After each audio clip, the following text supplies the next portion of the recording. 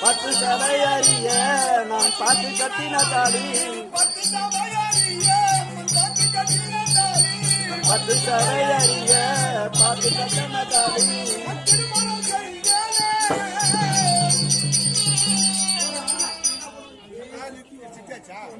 கட்டி முடிச்சு விடு பின்னாடி மா வர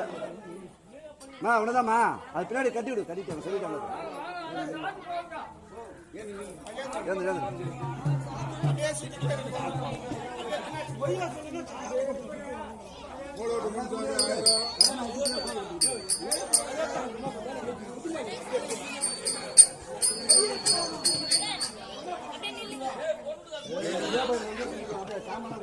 சுத்திக்கலாம்